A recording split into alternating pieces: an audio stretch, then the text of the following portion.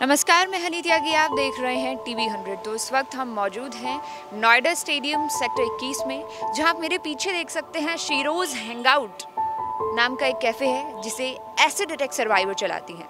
तो चलिए उनसे बातचीत करते हैं।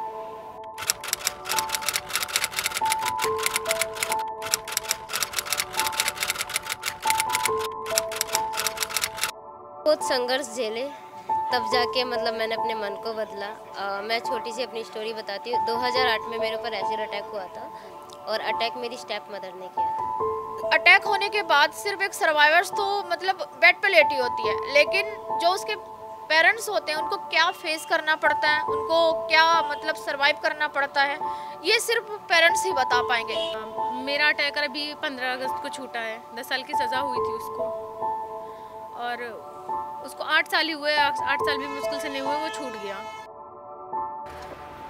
कभी कभी जब माँ बहुत ज़्यादा ज़िद करती है तो किचन में चली जाया करती हूँ और रोटियाँ बना दिया करती हूँ। रोटी को पलटते वक्त जब उंगली जल जाया करती है तो मैं बहुत ज़्यादा बेचैन, बहुत ज़्यादा विचलित हो जाती हूँ।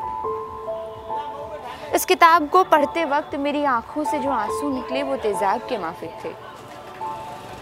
सोचती हूँ लड़कियों के बारे में जिनके ऊपर तेज़ाब डाला गया, मगर आज टीवी 100 आपको मुखातिब कराएगा कुछ उन लड़कियों से जिनके हौसलों से एक नई पहल हुई।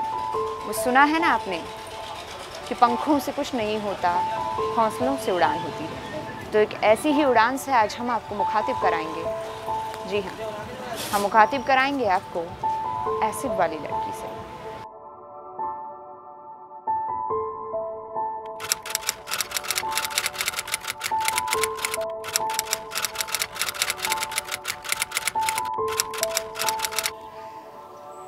मैम, सबसे पहले तो आपका बहुत बहुत स्वागत है हमारे चैनल टीवी 100 में।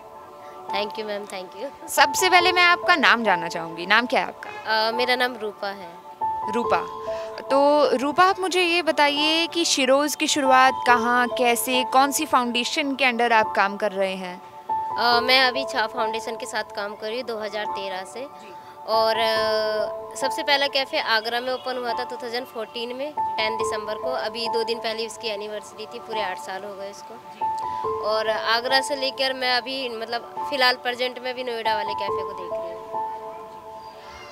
मैं आपसे ये जानना चाहूँगी कि आपको ये कैफ़े ज्वाइन करना चाहिए। आपने ज़िंदगी की एक नई शुरुआत की जो हर कोई नहीं कर पाता है।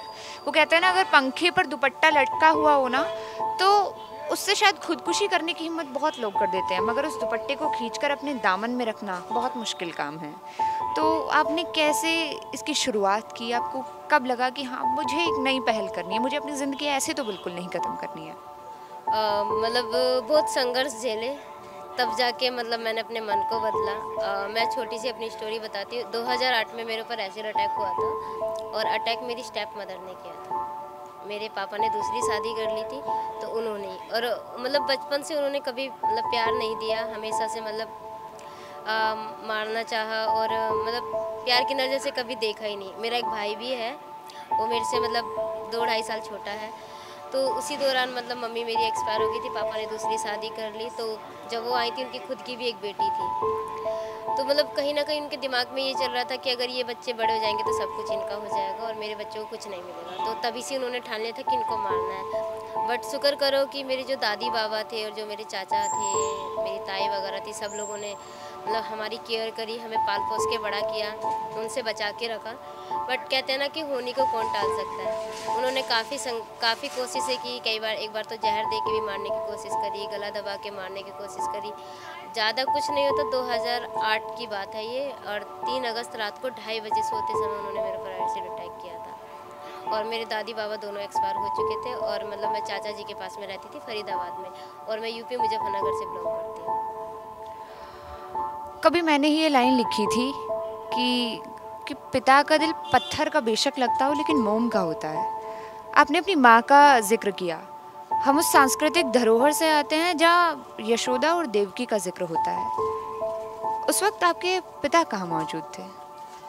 मेरे जो पिता थे वो गाज़ियाबाद में काम करते थे और मेरी पूरी फैमिली फरीदाबाद में रहती है और मेरी स्टेप मदर गांव में रहती है, जहाँ का मैंने भी नाम लिया मुजफ्फरनगर, वो अकेली वहाँ पे रहती है और मैं कुछ दिन के लिए उनके पास गई थी। तो आपने कभी अपने मतलब पापा से नहीं बोलना चाहा? मैंने बहुत कोशिश करी, उनको समझाया, बट उन्होंने मेरे को एक ही बात कह के मतलब चुप करा दिया गया कि ये तुम्हारी माँ है, कल तुम्हारी शादी हो जाएगी, तुम पराए घर चली जाओगी तो फिर कौन तुम्हें डांटेगा मारेगा। जब तक हो, जब तक तो ये माँ है तुम्हारी, ये मारेंगी भी डांटेंगी और तुम्हें सुनना पड़ेगा। और जब आपके साथ ये हादसा हुआ उस वक्त उनका क्या रिएक्शन था? क्या मतलब वो उनकी ज़िंदगी में मौजूद रहीं? अटैक के बाद भी मेरे फादर उन्हीं के साथ में रहते हैं, मेरे जो पापा हैं उन्हीं का सपोर्ट करते हैं, कभी मेरा साथ नहीं दिया बचपन से लेके अभी तक। और अभी भी मैं अपने चाचा जी के पास में जैसे यहाँ पे काम करती हूँ, कभी आना जाना होता है तो मैं अपने चाचा के पास जाती हूँ, मेरा भाई भी उन्हीं के पास रहता है। लेकिन जो मेरे पिताजी हैं वो कभी मतलब उन्होंने कभी सपोर्ट नहीं किया अभी तक, अटैक के बाद भी और अटैक से पहले भी कभी साथ नहीं दिया। और अटैक जब हुआ था तो मैंने उनसे बोला था कि उन्होंने मुझसे मतलब पूछा था कि किसने किया ये, तो मैंने बोला था कि मेरी स्टेप मदर ने, मतलब मम्मी ने किया। तो उनका एक ही वर्ड था कि वो नहीं कर सकती। तो मैंने बोला ठीक है, जब तुम किस चीज़ के बाप हो हमारे, आपका होना ना होना एक बराबर है। तो मतलब उन्होंने मुझे धमकी दी कि तुम अगर उनका नाम लोगी तो तुम्हारा इलाज नहीं कराया। मैंने बोला इतना सब कुछ हो गया मेरे साथ, अब क्या होना बाकी है, ऐसा करो कुछ भी करके उनके लिए उन्हें जेल में डलवा। तो उन्होंने मेरी इतनी बात मानी कि उनके नाम की FIR करी, पर 1-1.5 साल वो रही जेल में। उसके बाद उन्होंने छुड़वा लिया और मेरे साथ नहीं रहते, उन्हीं के साथ रहते हैं। तो अभी आप यहाँ पर नोएडा में किसके साथ रहती हैं? नोएडा में तो मैं अकेली रहती हूँ। यहाँ पे अभी नोएडा में तो मैं सबके साथ, अपना जो स्टाफ है उसका सबके साथ एक साथ रहती हूँ। आगरा में मेरा खुद का रूम है, मैं आगरा वाले कैफ़े में काफ़ी साल से काम कर रही हूँ। अभी ये ओपन हुआ था नोएडा में तो मैं आई थी कुछ दिन के लिए। मैं आगरा में अकेली रहती हूँ, बाकी मेरी फैमिली फरीदाबाद में रहती तो उनके पास मेरा आना जाना रहता है। मेरे जो चाचा जी जिन्होंने मुझे पाल पोस के बड़ा किया, चाचा जी चाची जी के पास आपका आना जाना होता मतलब रहता है? अटैक से पहले भी उन्होंने ही परवरिश की थी और अटैक के बाद भी उन्होंने ही साथ दिया। शायद आज उन्हीं की वजह से मैं यहाँ पे बैठी हूँ और आपसे बात कर पा रही हूँ, क्योंकि मतलब उन्हीं की वजह से शायद मुझे दूसरा जन्म मिला। मेरी बहुत बुरी हालत थी, मेरे 16 ऑपरेशन हो चुके हैं, मेरी जीने की कोई वो नहीं थी उम्मीद कि मैं बच जाऊँ। क्योंकि आज यही चेहरा जो आप देख पा रहे हैं ना, मैं इस चेहरे को कम से कम देखने के बाद मैं 1.5 महीना डरने लगी थी, दिन रात चीखती चिल्लाती थी, इतना डरावना मेरा चेहरा हो गया था। मैं आज भी अपने उस अटैक के कुछ समय के बाद कोई चेहरे को नहीं देख पाती। तो जो भी कुछ मतलब इतना सब कुछ बदलाव मेरे अंदर है, मेरे ऑपरेशन जितने हुए, आज मैं दोबारा से खड़ी हो पाई अपने पैरों पे, वो मैं अपने चाचा की वजह से। जैसे गवर्नमेंट जो है ये बोला गया है, लॉ जो बने उसमें ये है कि लोगों को हेल्प दी जाएगी और उनका इलाज जो है वो मुफ्त में किया जाएगा। मतलब इस तरह की आपको कोई सुविधा या कोई मदद तो मिली ही नहीं है? ऑपरेशन के लिए, ट्रीटमेंट के लिए तो कोई सपोर्ट नहीं मिला। और दूसरा मेरे केस में भी बहुत लापरवाही की गई। मैं जैसे कि केस चल रहा था और तारीख वगैरह पे मैं जाती थी तो मतलब मुझे बहुत गंदी तरीके से ट्रीट किया जाता था। मैं पूरा दिन थाने के बाहर बैठ कर आ जाती थी, मुझसे कोई बात भी नहीं करता था पूरा दिन। और मेरी शोल्डर पे भी एसिड डला हुआ है, तो मैं ड्रेसिंग बंदी रहती थी। थाई से स्किन लेके वो लोग ऑपरेशन करते थे डॉक्टर, तो मेरे पैर पे भी ड्रेसिंग बंदी होती थी। और मतलब मैं पूरा दिन ऐसी धूप में तड़पती रहती थी, भूखी प्यासी बैठ के वापस आ जाती। पर मेरा केस भी बहुत मतलब स्ट्रॉन्ग नहीं था।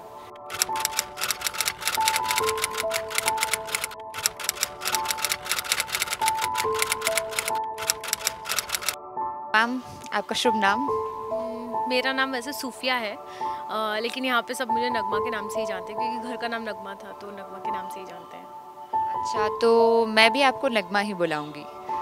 तो नगमा, सबसे पहला सवाल आपसे ये कि आप शिरोज़ से कब और कैसे जुड़ी? मैं शिरोज़ में 2 साल हो गए मुझे, जनवरी में 2 साल हो जाएंगे जुड़े हुए। और मेरा ट्रीटमेंट लखनऊ से चल रहा था, मेडिकल कॉलेज से। तो वहीं पे एक लड़की ने मुझे बताया था कि एसिड सर्वाइवर की भी मतलब एक संस्था है जो लड़कियां रन करती हैं, मतलब खुद ही चलाती हैं उसको। तो आप वहाँ जाओगे तो वहाँ आपका मतलब जॉब लग सकता है, वहाँ पे जाओगी तो मैंने अपने भाई से बात की और मैं लखनऊ कैफ़े में गई, जो लखनऊ में शिरोज़ कैफ़े है। तो मुझे वहीं से पता चली और वहीं से मैंने फ़ोन नंबर वगैरह लिया। उसके बाद मैं डायरेक्ट यहाँ नोएडा में आई फिर बात करके। नगमा, फ़िलहाल आपकी ज़िंदगी की किताब के पन्नों को आगे की तरफ ना पलटने की बजाय पीछे की तरफ पलटते हैं। मुझे नहीं पता ये आपसे पूछना चाहिए या नहीं, या शायद एक चोट को जब कुरेदते हैं तो तकलीफ़ हर बार उतनी ही होती है। उस तकलीफ़ के बारे में आपसे जानना चाहूँगी मैं, कैसे और कब और क्यों आप पर तेज़ाब डाला गया? और सबसे बड़ा सवाल कि किसने? मेरे कज़िन ब्रदर ने मेरे ऊपर अटैक किया था, मेरे बड़े पापा के लड़के ने। 2014 में अटैक हुआ था मेरे ऊपर, और शाम का वक्त था, इसी टाइम ये 6-7 बजे के वक्त उसने डाला था मेरे ऊपर तेज़ाब। वो मुझसे शादी करना चाहता था, मुझे लाइक करता था, तो उसने काफ़ी मतलब फोर्स किया था शादी के लिए, और मैंने मना कर दिया था। मेरे घर पे भी सबने मना कर दिया था। उस टाइम मैं पढ़ाई भी कर रही थी। कितने साल की होंगी आप? उस टाइम पे मैं 14-15 ईयर्स की रही होंगी। तो वो मुझसे 6-7 साल बड़ा था। तो मेरे घर वालों ने बोला कि अभी वो पढ़ाई भी कर रही है, और मतलब मैं मतलब घर में करना भी नहीं चाहता शादी, तो इसलिए उसने मेरे पर अटैक किया था। ऐसी मोहब्बत थी, ये कैसा लगाव था कि उन्होंने आपके ऊपर एसिड डाल दिया? और सवाल ये कि क्या उन्हें सज़ा मिली? वो अब सज़ा काट रहे हैं या वो बाहर हैं? क्या न्याय आपको मिल पाया या नहीं? पहली बात, जहाँ तक मोहब्बत की बात आती है, तो मैं नहीं मानती कि ये मोहब्बत है। मुझे लगता है कि जिसकी खुशी में अगर वो इंसान जिससे मोहब्बत करता है, अगर सामने वो बंदा अगर खुश है, तो उसको देखकर अगर मतलब स्माइल कर दे इंसान, तो मुझे लगता है वो मोहब्बत है। ना कि तुम जिससे मोहब्बत करते हो उसको तकलीफ़ में डाल के, और मतलब ज़िंदगी भर की तकलीफ़ डाल के, और उसको बोलो कि ये मोहब्बत है। तो ये मोहब्बत नहीं, ये तुम्हारी ज़िद है। और दूसरी चीज़ आपने बोली कि न्याय मिल पाया कि नहीं, ये मैं सबके लिए बोलूँगी कि जिनके घर वाले सपोर्ट करते हैं अच्छी बात है, जिनके नहीं करते हैं वो कैसे क्या करती होंगी पता नहीं, पर मेरी फैमिली मतलब मेरे सपोर्ट किया मेरे भाई ने, और वो बहुत दौड़े। मतलब वो चीज़, मतलब एक दर्द मैं तो सह रही थी, लेकिन मेरे फैमिली वाले भी मेरे साथ वो महसूस कर रहे थे, वो सह रहे थे। तो बहुत दौड़ना पड़ता है इसमें, बहुत भागना पड़ता है, और उसके बाद मैक्सिमम 10 साल की सज़ा होती है जो अटैकर होते हैं। उसमें भी ज़्यादातर लोग अभी इस वक्त छूटे हैं। मेरा अटैकर अभी 15 अगस्त को छूटा है, 10 साल की सज़ा हुई थी उसको, और उसको 8 साल ही हुए, 8 साल भी मुश्किल से नहीं हुए, वो छूट गया। और पता क्या चल रहा है कि 15 अगस्त आज़ाद कर दिया गया। कोई कह रहा है कि बेल पे छूटा है, तो कोई कह रहा है कि उसका अच्छा बिहेवियर देख के उसको छोड़ा गया है। मेरे नहीं समझ में आता है कि एक लड़की की ज़िंदगी बर्बाद करके उसको लाइफ टाइम के लिए उसको दर्द देकर उसका अच्छा व्यवहार कहाँ से देखा जाता है। मेरे समझ से बाहर है ये चीज़। और कैसे पता चल जाता है इंसान को कि उसका अच्छा व्यवहार है। जो सवाल जहन में एकदम से आया वो ये कि स्वतंत्रता दिवस पर एक अपराधी को पहली बात तो आज़ाद कर दिया गया, दूसरी बात आपने कही कि उनके अच्छे बिहेवियर को देखते हुए। आपकी बातों में मैं ढूंढने की कोशिश कर रही हूँ कि जो शख्स आज भी अपने उस अपराध पर घमंड कर रहा है उसका बिहेव कहाँ से अच्छा हो गया। यही चीज़ मैं भी बोल रही हूँ कि मैं किसी और को नहीं, मैं सिर्फ सीधा कानून से ये चीज़ें पूछना चाह रही हूँ कि कहाँ से आपको दिख जाता है कि इनका अच्छा व्यवहार है। और मुझे नहीं लगता, मतलब सज़ा क्या होता है ये सज़ा, कि उसको एक काल कोठरी में बंद कर दो, ये होता है सज़ा। उसको जब अपने किए का पछतावा ही नहीं है, तो आप सज़ा किस बात का दे रहे हो उसको, जब तक उसको पछतावा ना हो। और शायद यही वजह है कि अभी भी क्राइम होता चला जा रहा है, क्योंकि इंसान को नहीं दिख रहा है। जब तक इंसान को, मुझे लगता है कि ऐसा होना चाहिए कानून को कि अब अभी अगर कोई अटैक करना चाहे या सोचे भी, तो 10 बार सोचे कि उसके साथ ये हुआ था, उसने अटैक किया था, तो मेरे साथ भी ये चीज़ हो सकता है। वो 10 बार सोचे इसके लिए, ना कि ये सोचे कि क्या है, मेरे पास तो पैसा है, मैं तो पैसा फेंकूंगा और निकल आऊँगा, या फिर ज़्यादा से ज़्यादा 10 साल की सज़ा होगी, सज़ा काट के निकल आऊँगा। उसको डर लगे। कानून ऐसी होनी चाहिए। किता हत्याकांड का मामला जो है उसने खूब तूल पकड़ा। अखबार में आज बलात्कार की जब खबरें पढ़ती हूँ तो अब नहीं लगता कि ये कोई बड़ी बात है, वो बड़ी बात नहीं रह गई है। देख के लगता है कि ठीक है, ये आए दिन की खबरें हैं। और ये यकीन भी नहीं है कि घर एक रोज़ मतलब पापा के पास उनकी बेटी पहुँचेगी या उनकी पीड़िता पहुँचेगी। बहरहाल अगले सवाल पर आती हूँ नगमा, वो ये कि ये जो किताब मैंने पढ़ी उसमें मैंने पढ़ा कि इसमें लचीलापन केवल कानून व्यवस्था का ही नहीं बल्कि अस्पतालों में भी बहुत देखा गया। तो आपका इलाज क्या ठीक तरह से हो पाया? कोई सरकारी मदद मिली या नहीं मिली? और डॉक्टर्स, होता है ना कि सही वक्त पर डॉक्टर्स आपको मिले या नहीं मिले? ये सिर्फ कानून में नहीं और सिर्फ डॉक्टर का मैं नहीं, हमारे समाज को भी ये बोलूँगी, कोर्ट में भी यही होता है, मतलब कितना दौड़ाया जाता है। तो मैं हर जगह मतलब कहीं ना कहीं ये चीज़ें चलती ही रहती हैं। और जहाँ तक अपने हॉस्पिटल में बोला, हाँ हॉस्पिटल में भी ऐसा था, मुझे बहुत दौड़ना पड़ा है। जब मुझे सर्जरी करवानी थी, जब मेरे ऊपर अटैक हुआ है, तब तो मुझे ट्रीटमेंट मिला 1 घंटे का ट्रीटमेंट, मेरे ज़िले में ही बलरामपुर ज़िले में 1 घंटे का मिला ट्रीटमेंट। थोड़ा छोटा शहर है तो इतना वो वहाँ पे चीज़ें मतलब मेंटेन नहीं हो पाई, तो मुझे रेफ़र कर दिया गया ज़िला गोंडा के लिए। मैं 2 महीने ज़िला गोंडा में एडमिट थी, वहाँ पे मेरा ट्रीटमेंट चला। मैं नहीं कहूँगी कि सारे डॉक्टर एक जैसे होते हैं, कुछ डॉक्टर की वजह से सारे बदनाम हो जाते हैं। तो बस वही था कि मेरा उस टाइम पे फेस जब मेरा जला, मैं ऐसे फेस को ऐसे मतलब महसूस करती थी हाथों से, तो मुझे लगता था कि बिल्कुल मैं मतलब बुरी हो चुकी हूँ। तो मैं डॉक्टर जब आते थे मतलब पूछने या फिर इंजेक्शन कोई डॉक्टर लगाने आते थे, तो मैं हर एक से ऐसे पूछती थी, मैं ठीक हो जाऊँगी क्या, मैं ठीक हो जाऊँगी? कोई बोलते थे हाँ साइंस बहुत आगे है, आप ठीक हो जाओगी। अच्छा लगता था सुन के, हालांकि मुझे नहीं पता कि अभी पता चल रहा है कि हाँ एसिड से जली हुई लड़कियां मतलब थोड़ा बहुत ठीक हो जाता है, पूरा क्लियर ठीक नहीं होगा।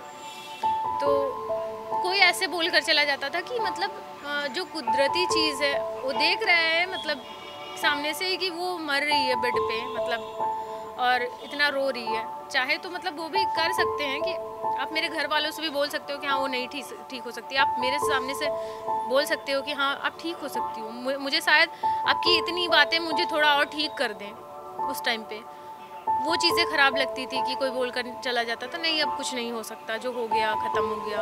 और वहाँ के डॉक्टर में ऐसा था कि मतलब 1-2 को ही बोलूँगी, मैं इतना जानती नहीं थी वहाँ पे किसी को। तो वहाँ पे फेस को मतलब ऐसे मतलब जो हमारी चमड़ी काली हो जाती है जब एसिड पड़ता है, तो ऊपर की चमड़ी काली हो जाती है, तो उसको हटाना पड़ता है। उनको इतना नहीं पता था कि वो जब जख्म अंदर भरेगा तो वो खुद ब खुद निकलेगा, उसको ऐसे हाथ से निकालते थे। तो मेरे घाव यहाँ पे हो गया था पूरा बहुत ज़्यादा, ये तो मेरा स्किन लगाया गया है अलग से, तो मेरे यहाँ पे बहुत ज़्यादा घाव हो गया था उसी की वजह से।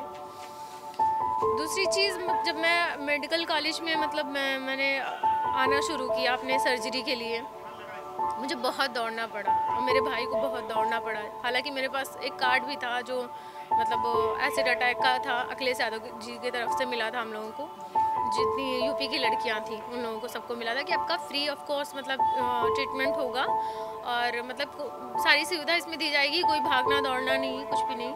लेकिन मुझे बहुत दौड़ना पड़ा था डेट के लिए, बेड के लिए, कि बेड खाली नहीं है, ये खाली नहीं है, इस डेट को आना, उस डेट को आना। 2-2 3-3 दिन हम लोग को वहाँ पे ऐसे रह जाना पड़ता था, उसके बाद भी मुझे मतलब बेड नहीं मिलता था।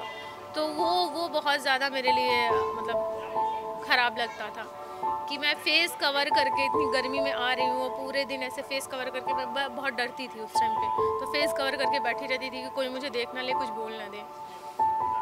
1-2 लोग वहाँ पे ऐसे भी मिले हॉस्पिटल में कि जो मरीज को जैसे लेकर आती थी, वो क्या हुआ है इनके साथ, तो कोई बोलता था ये हो गया वो हो गया, तो मैं सामने से मुंह पे बोल के चली जाती थी कि ज़रूर इनकी भी गलतियाँ रही होंगी, तभी तो उसने एसिड डाल दिया। और अगर मैं गलत नहीं हूँ तो ये महिलाएं ही होती होंगी? जी, वो महिलाएं ही हैं। मुझे लगता है समाज को बनाना ना महिला के हाथ में भी बहुत होता है, और दुविधा तब होती है जब आपकी दुविधा कोई नहीं समझता। वो फीमेल हैं, महिला हैं, आपके दुख को शायद आपसे बेहतर या आपके जितना समझ सकती हैं, मगर इस तरह की टिप्पणी अगर उनके मुंह से हो तो बहुत दुख होता है। मैं आपसे ये पूछना चाहूँगी कि आपने कहा कि बहुत दौड़ लगानी पड़ी, इस दौड़ ने आपको बेशक बहुत थका दिया होगा, पर क्या ये थकान कभी ऐसा भी हुआ कि नहीं अब ज़िंदगी में कोई दिलचस्पी नहीं रही है? कभी ऐसा मकाम आया?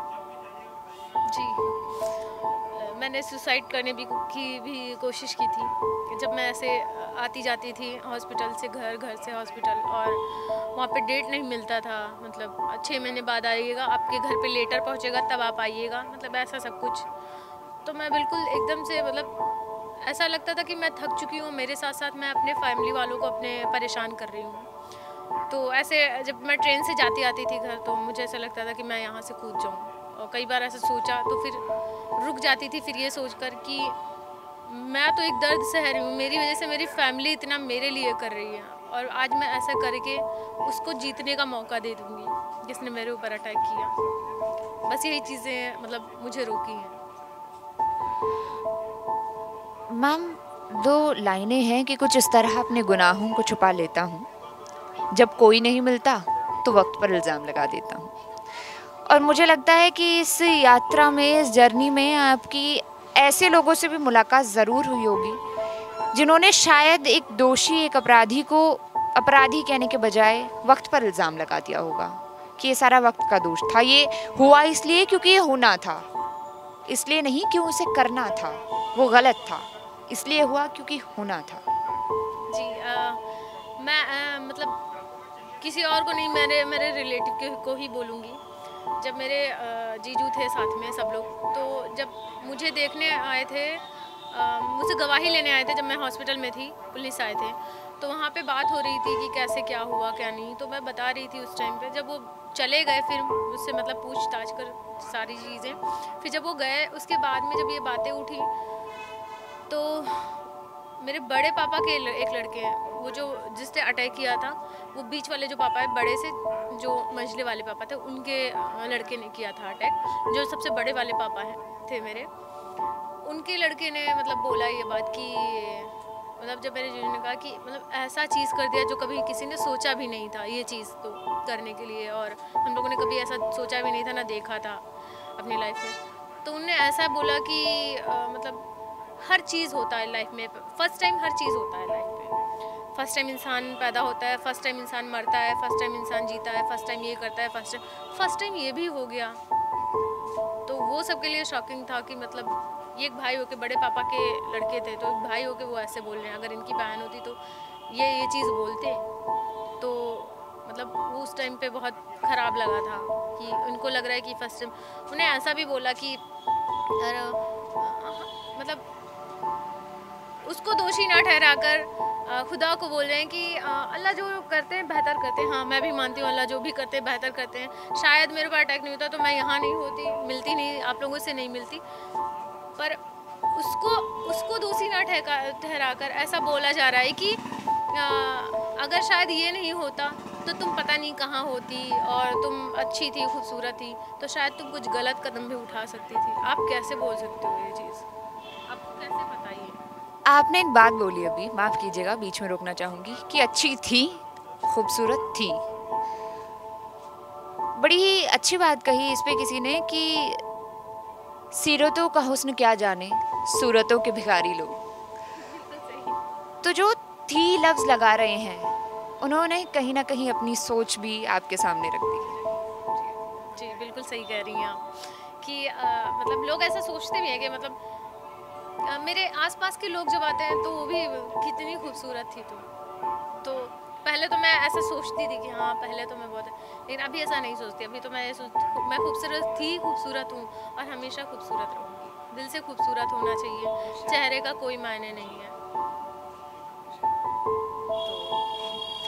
तो उनकी सोच ही उनको दर्शाती है कि वो कैसे हैं।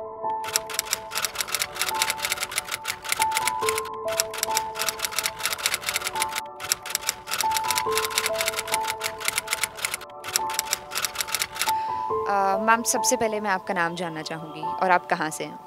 मेरा नाम अंशु राजपूत है और मैं बिजनौर से बिलोंग करती हूँ। अंशु, एक सवाल है जिससे पूछते हुए हिचकिचाहट होती है। सूरज की उस खुशनुमा रोशनी से पहले रात की उस काली स्याही के बारे में जानना चाहूँगी, उस ख्वाब के बारे में जानना चाहूँगी जिससे आप अचानक उठी, जो आपके लिए अभी भी शायद बहुत ज़्यादा खौफनाक है।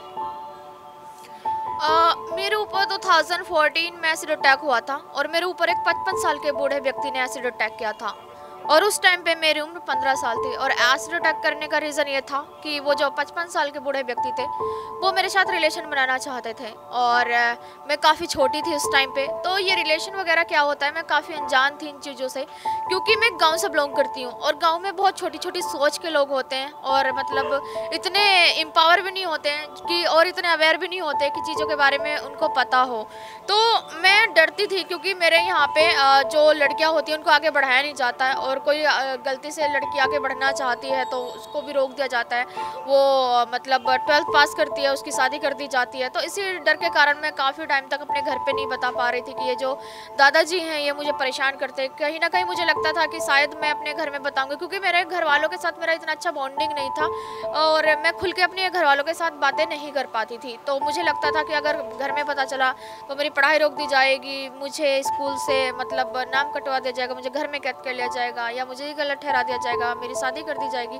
तो ये सब दिमाग में मेरे थॉट्स चलते थे, तो इस कारण मैंने नहीं बताया, और मैंने मतलब स्कूल से छुट्टी किया और मैं घर में रहने लगी, क्योंकि उनके दादाजी की जो हरकतें थी वो काफ़ी बढ़ती चली गई। तो मेरी मम्मी ने मेरी एक्टिविटी पे मतलब नोटिस किया कि मेरी जो नॉर्मल एक्टिविटी वो सब चेंज होगी, मैं डेयरी से में रहने लगी थी, मैंने अपने आप को घर में कैद कर लिया था, और मैं मतलब ठीक से बातचीत नहीं करती थी, मैं घर से बाहर नहीं निकलती थी।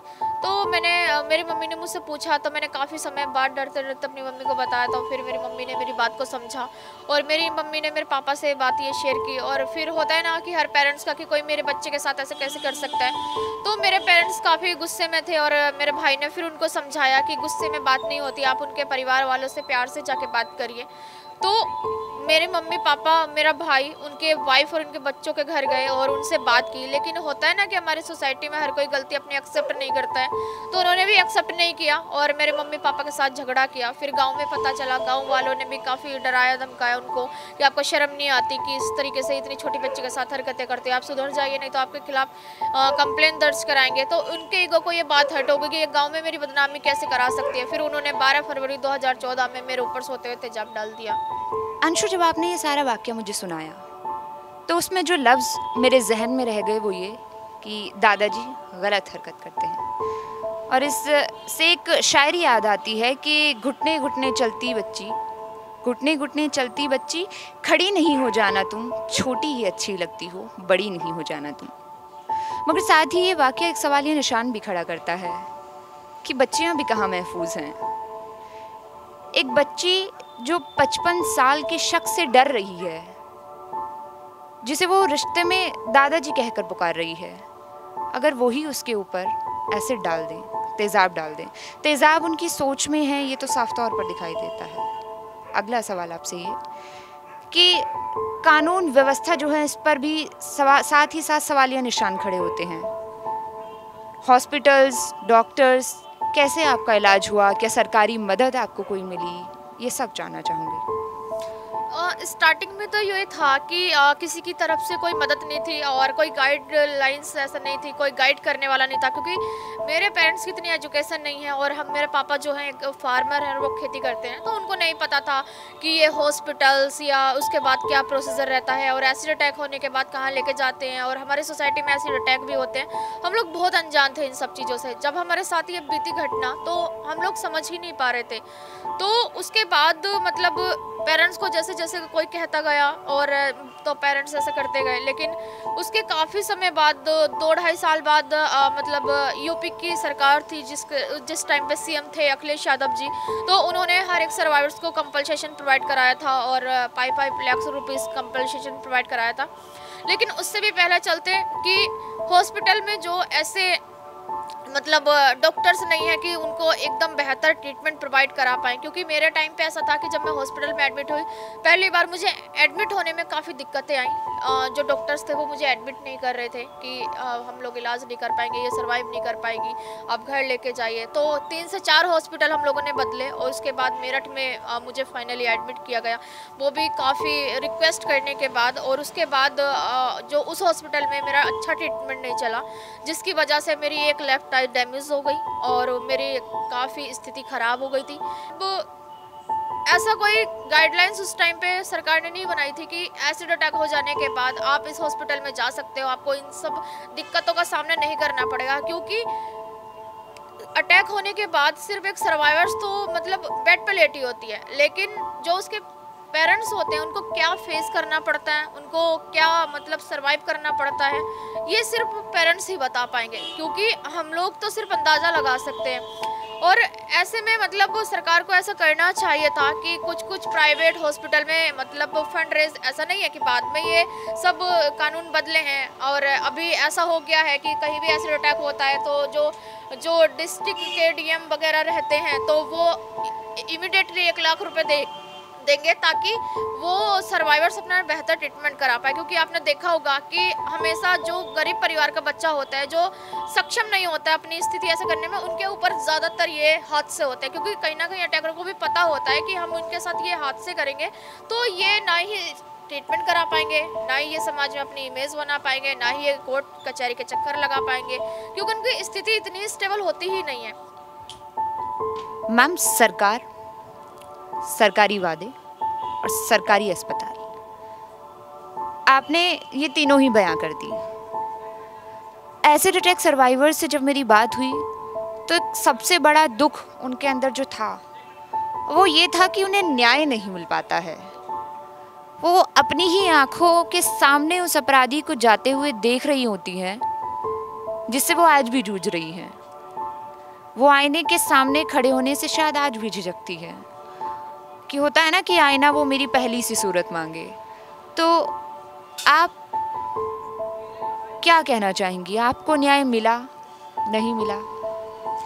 मैम, न्याय मिलने जैसा ऐसा था कि न्याय मिलना ना मिलना एक बराबर है। मुझे ऐसा लगता है कि मैंने 7 साल तक अपना केस लड़ा और वो मैंने 7 साल, शायद मैंने कुछ और किया होता तो शायद मैं कुछ और बेहतर कर पाती, क्योंकि 7 साल तक मैंने कोर्ट कचहरी के चक्कर काटे। उस टाइम पे ना मेरी पढ़ाई हो पाई, ना मेरी लिखाई हो पाई और ना ही मैं कुछ आगे कुछ कर पाई। और उसके बाद 7 साल लड़ने के बाद सरकार उस न्याय तो देती है कि उसको सजा सुनाती है कि उम्र कैद, लेकिन अभी इसी साल 2 सितंबर को उनको छोड़ दिया बेल पे। मतलब आप देखिए कि 2014 में मेरे ऊपर एसिड अटैक हुआ था, 2020 में मेरे कोर्ट में डिसीजन आया और 2022 में उनको छोड़ दिया गया। तो इतना सब करने के बाद, इतने एफर्ट्स करने के बाद मतलब सरकार उनको छोड़ देती है। और सरकार ये भी नहीं सोचती है कि छोड़ने के बाद क्या पता वो लड़की को फिर से हानि पहुंचा सकता है, क्या पता लड़की जितना 7 साल में उभरने की कोशिश की हो फिर से वो इतने ही उसी डिप्रेशन में चली गई। क्योंकि कहीं ना कहीं तो हमें ये डर रहता ही है कि अगर हम निकलेंगे तो हो सकता है वो हमारे साथ कोई और बड़ी घटना कर दे। ऐसे में मैं अपना बताना चाहूँगी कि जब उससे वो छूटे, मुझे अपने घर जाने में डर लगता है कि अगर मैं सामने आई तो पता नहीं मैं कैसे सामना कर पाऊंगी, और मैंने सामना कर लिया तो इस बात की कौन जिम्मेदारी लेता है कि वो मेरे साथ कुछ और घटना नहीं करेगा। और उन 7 सालों की मैं बताती हूँ कि उन 7 सालों में जब उनको सजा कराने के लिए मैंने क्या फेस किया। मेरे पास कोई मेरे घर का साधन नहीं था, मुझे मेरे फेस पे बैंडेज लगे होते थे, मेरे हाथ में डिप्स लगे होते थे। उसके बाद मैं पब्लिक ट्रांसपोर्ट में ट्रैवल कर रही होती थी, इतनी भीड़ भाड़ में मैं चल रही होती थी, मैं पूरा दिन भूखी रहती थी।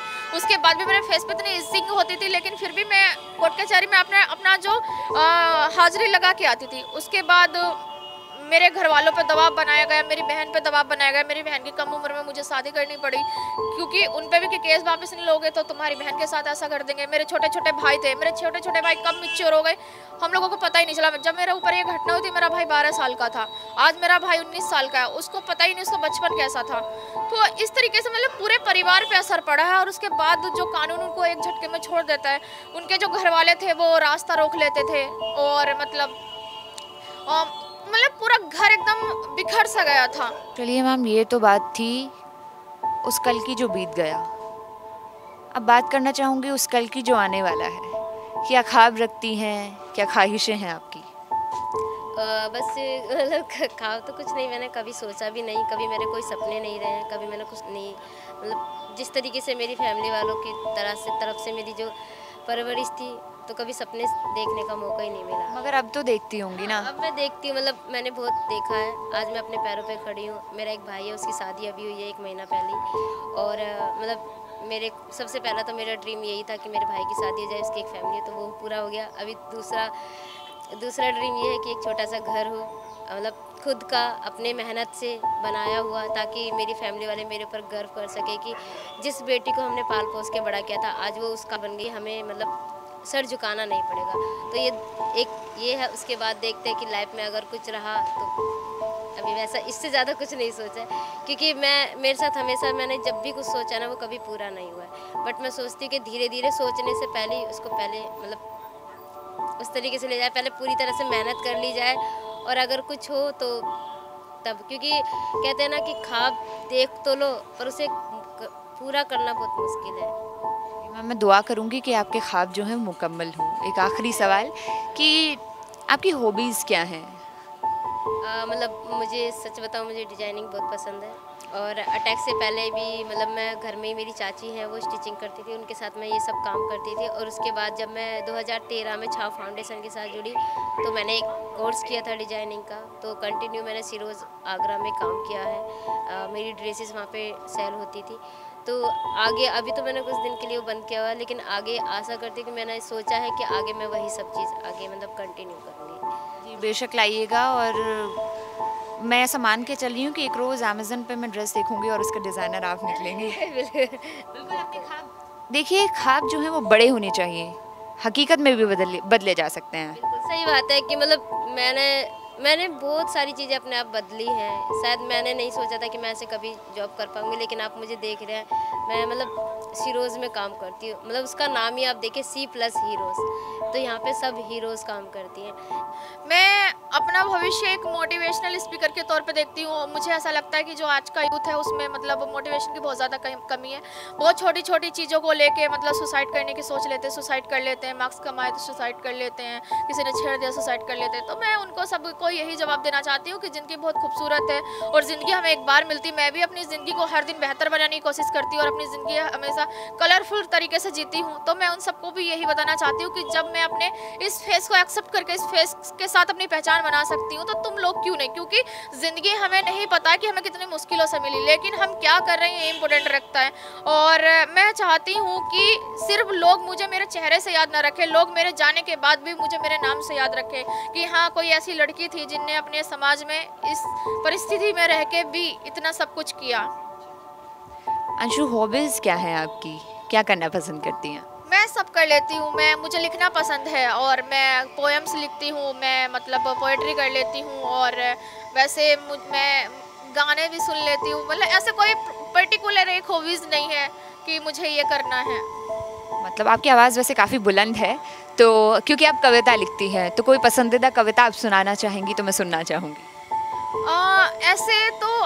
ऐसे तो मेरे फ़ोन में होंगी और मैं मतलब मेरी मतलब फेवरेट लाइन भी है और वो मेरे अटैकर को भी एक मैसेज है कि तुमने चेहरा मिटाने की कोशिश की थी पर मेरे सपनों में जान अभी बाकी है। तुमने चेहरा मिटाने की कोशिश की थी पर मेरे सपनों में जान अभी बाकी है। तुमने चेहरा छीन लिया मेरा तो क्या हुआ, पर मेरे हौसलों की उड़ान तो अभी बाकी है। अपने पैरों पर ही खड़ी रहूं, किसी का सहारा ना लूं, और ये मुझे बहुत खुशी देती है ये चीज़। और आगे जॉब करूंगी, शादी करूंगी और सिंगिंग करने का मुझे शौक है। आपने वो गाना सुना है कि प्यार का नगमा है, तो नगमा के मुंह से मैं प्यार का नगमा सुनना चाहूँगी।